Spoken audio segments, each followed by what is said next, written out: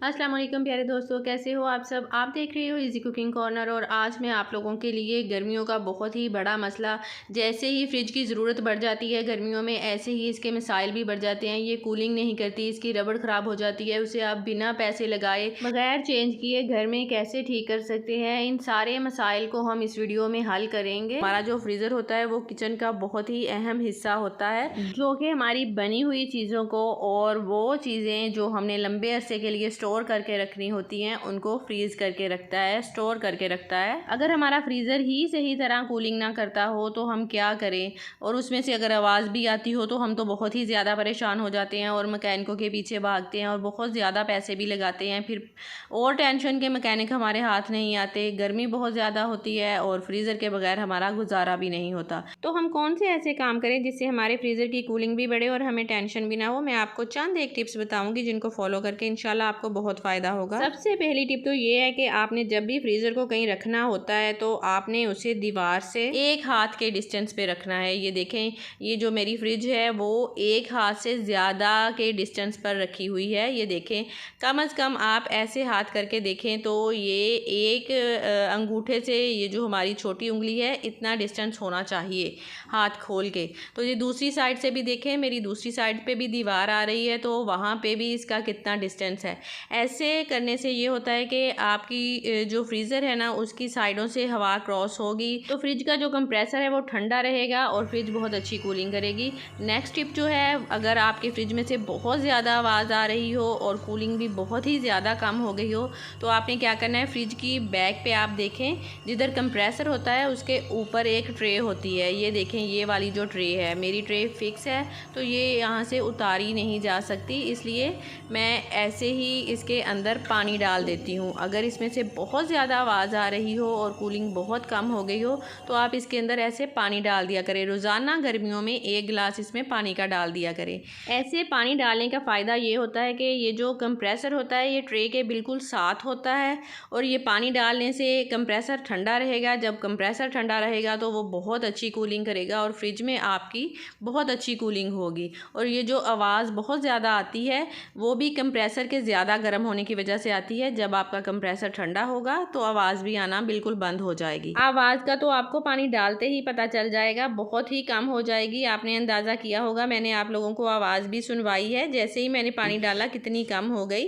यहाँ आपको मेरी फ्रिज की ट्रे ज़रा गंदी सी लग रही होगी, ये उतरती भी नहीं है और पीछे इतनी जगह भी नहीं होती कि मैं पीछे बैठ के इसे साफ़ कर सकूँ। ये फिक्स है, कुछ लोगों की पेचों के साथ लगी होती है तो आप इसके पेच खोल के इसे उतार के साफ़ भी कर सकते हो। बस पानी डालते हुए इतना ध्यान रखना है कि कंप्रेसर के साथ जो प्लग है उस पे ना पड़े, उस पे पड़ गया तो फिर करंट लगने का खतरा होता है। वैसे ये टिप बहुत ही ज़बरदस्त है, ज़रूर आजमाइएगा, इससे आपको बहुत फ़ायदा होगा। नेक्स्ट टिप जो हमारी है वो है, ये जो फ्रिज के पीछे जालियाँ होती हैं ना, ये मिट्टी के साथ जब बहुत ज़्यादा कवर हो जाती हैं तो पीछे इसकी जो 7 वायर्स वगैरह होती हैं और फ्रिज का बैक वाला हिस्सा होता है उसे हवा नहीं लगने देती, जिसकी वजह से कूलिंग कम हो जाती है। तो आपने कोई कपड़ा लेके या ब्रश लेके इन जालियों को अच्छी तरह साफ़ कर देना है।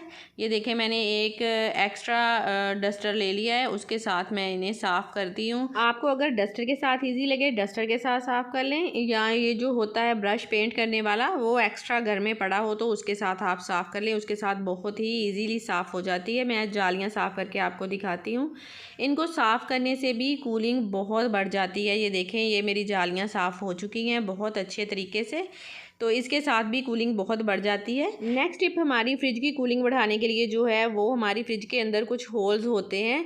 ये देखें, ये निचले फ्रिज के हिस्से का होल है, तो ये अगर बंद हो जाए तब भी बहुत इफ़ेक्ट होती है हमारी फ्रिज की कूलिंग। ये पिछली हिस्से का जो प्लेट होती है फ्रिज के अंदर, इसके ऊपर बर्फ़ जमी हुई होती है। जब फ्रिज बंद होती है या जब ये बर्फ़ जो है किसी वजह से मेल्ट होती है तो ये नीचे जो होल है इसके ज़रिए पानी बाहर निकलता है। एक तो ये नीचे वाला होल होता है, एक ऊपर जो हमारा फ्रीज़र होता है उसके अंदर से होल नीचे को आता है। कुछ में पीछे पाइप होता है, कुछ में ये ऐसे ही नीचे आता है। तो ये नीचे वाले होल के ज़रिए पानी बाहर जाता है। नीचे वाले होल के साथ ये एक पाइप होता है। ये इधर पीछे जो ट्रे मैंने पहले आपको दिखाई है, ये देखें कंप्रेसर के ऊपर जो ट्रे है उसके ऊपर ये आपको छोटा सा पाइप नज़र आ रहा है। ये देखें, यहाँ से पानी इस ट्रे में आता है। जब ठंडा ठंडा पानी इस ट्रे में आता है तो ये ट्रे जो है वो कंप्रेसर के बिल्कुल साथ होती है, तो वो कंप्रेसर को ठंडा रखती है। जब कंप्रेसर ठंडा होगा तो बहुत अच्छा काम करेगा। जब कंप्रेसर अच्छा काम करेगा तो फ्रिज की कूलिंग भी बहुत अच्छी होगी, जिससे आपकी फ्रिज जो है वो बहुत अच्छी कूलिंग बनाएगी और आपने जो चीज़ें इसमें सेव करके रखी हैं, स्टोर करके रखी हैं, वो भी बहुत अच्छी फ्रीज होंगी और लंबे अरसे तक चलेंगी। तो आप लोग ये जो मैंने आप लोगों को टिप्स बताई हैं, इन टिप्स को फॉलो करके अपने फ्रिज की कूलिंग को बढ़ा सकते हो।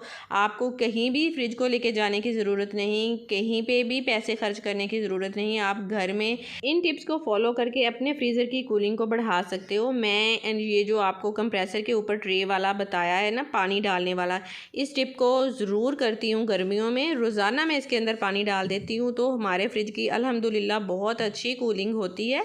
तो आप भी इन टिप्स को फॉलो कीजिए और अपने फ्रिज की कूलिंग को बढ़ाइए। और एक और कॉमन इशू जो आप घर में सॉल्व कर सकते हो, फ्रिज की रबड़ ख़राब हो जाती है और कूलिंग जो है वो अंदर रह नहीं पाती और फ्रिज जो है वो सही से कूलिंग नहीं करती।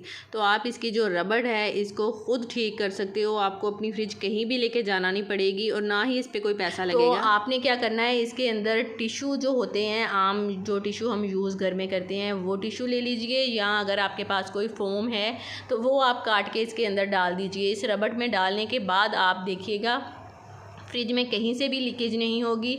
जब रबड़ ख़राब हो जाती है तो इसके अंदर से कूलिंग बाहर निकल जाती है। तो आप ऐसे रबड़ को ठीक कर सकते हो और आपकी जो फ्रिज है बहुत अच्छी कूलिंग करेगी।